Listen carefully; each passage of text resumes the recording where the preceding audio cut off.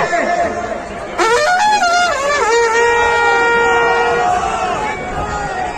सभी का धन्यवाद। एक जयकारे के साथ में शुरुआत करते हैं। वाहेगुरु जी का खालसा, वाहेगुरु जी की फतेह। दो तीन चीजें हैं, वे जरा ध्यान से सुन लेना, खास करके पंजाब के लोग। जो मेरी माताएं जाने लग रही है, जरा बैठ कर सुन लेना, आप ही के काम की चीज है। हो सके कि सरकार की जो पॉलिसी है कि कितना डिफेंस करना चाहती है। देखो, दो तीन चीजें हैं। हम पहले हरियाणा की बात कर लेते हैं। हरियाणा, क्योंकि हरियाणा की जींद की जमीन पर आए, सारे किसान संगठन आए, हमारे सारे बड़े लीडर्स यहाँ पर आए। एसकेएम के लोग, जो 40 जत्थेबंदी के लोग थे, वे यहाँ पर आए पंजाब से, और पूरे देश भर से करीब 500 से भी ज्यादा किसान संगठन के लोग आपकी तरफ देखते रहते हैं।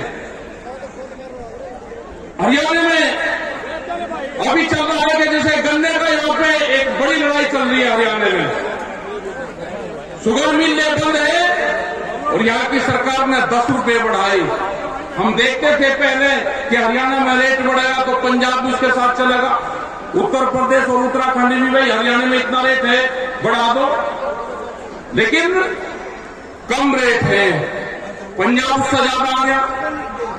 उत्तर प्रदेश में रेट बढ़ गया 20 रुपए ज्यादा, लेकिन 20 रुपए हरियाणा वाले ध्यान से सुन लेना, 20 रुपए आपका किराया भाड़ा यहाँ पर लगता है, तो आप उत्तर प्रदेश के बराबर हो।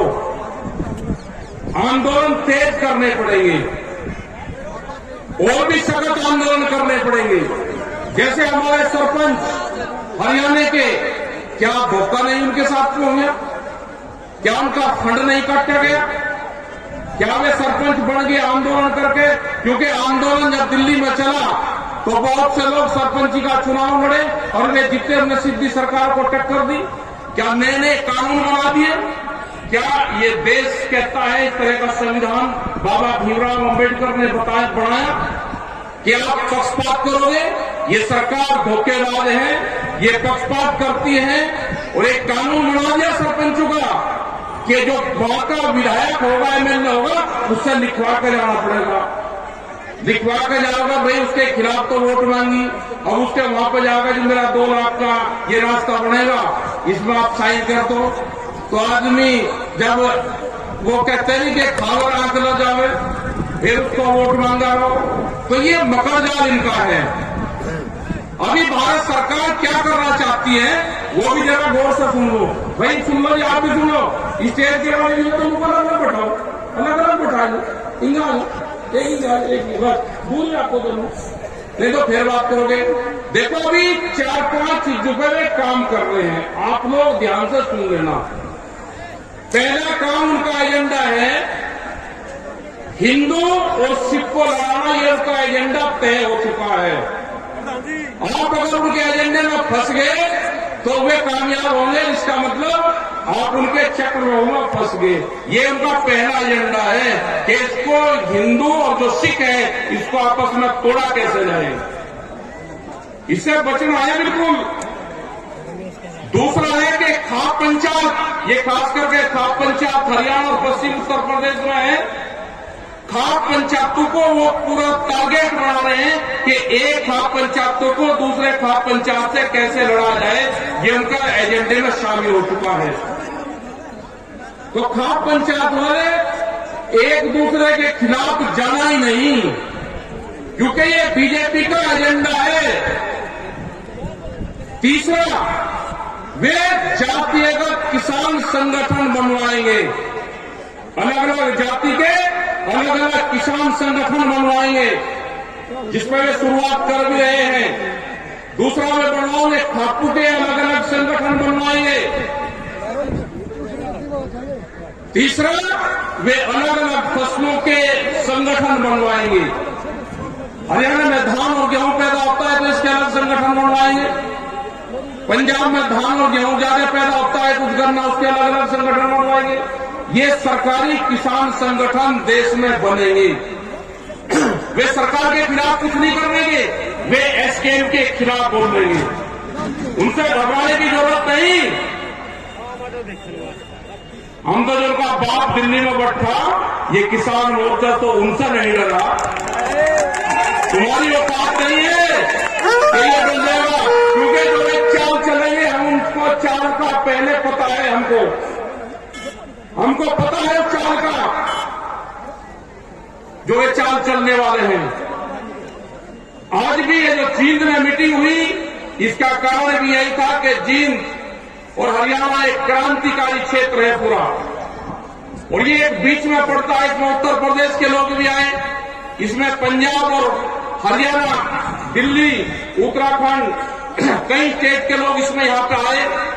और हमने देखा, क्योंकि हरियाणा और जींद को लोग देखना चाहते थे। ये वैचारिक क्रांति है, और कोई बीजेपी के लोग ये मत समझे कि हम जहां पर उनकी सरकार है वही उन्हीं के खिलाफ है ना। जो भी सरकार है, जिस भी पार्टी की होगी, अगर किसानों के खिलाफ फैसला लेगी तो हम वहीं पे ही जाएंगे। लाठीचार्ज बिहार में हुआ, हमारे पास में एक ही दिन का टाइम था, 17 तारीख। हमने 15 तारीख को एक वीडियो डाली। हमें नहीं पता कि कौन से गांव में लाठीचार्ज हुआ, लेकिन वहां के लोगों ने करीब 10,000 की भीड़ एक ही दिन में इकट्ठा करी, और आज वहां पर ट्रैक्टर मार्च निकल रहे हैं। ये जो ट्रैक्टर क्रांति है, ये जो ट्रैक्टर मार्च है, ये निकल रहे हैं आज पूरे देश में निकल रहे।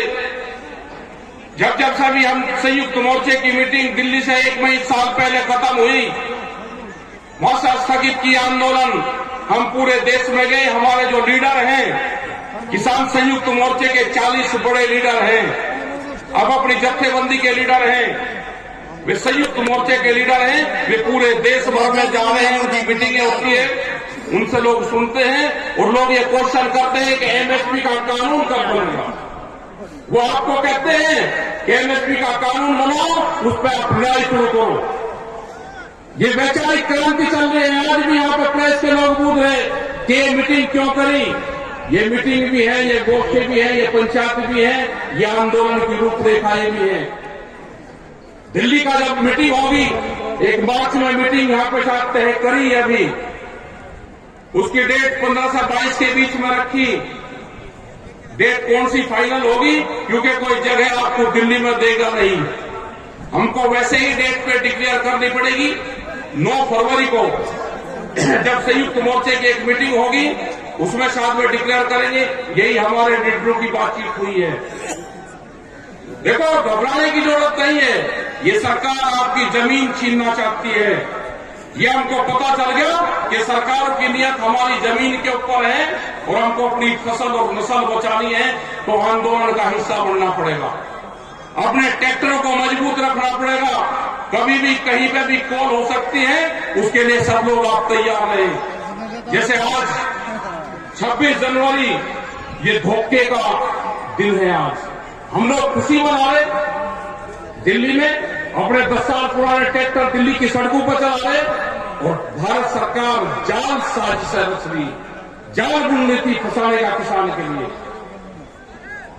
27 तारीख, 28 तारीख, 26 तारीख की जो 3 तारीख होगी, 26, 27 और 28 आने वाले टाइम पे, जैसे गुरु गोविंद सिंह के जब बच्चे शहीद हुए, तो उनका जो धारा मनाया जाता है वो 1 महीने का होता है।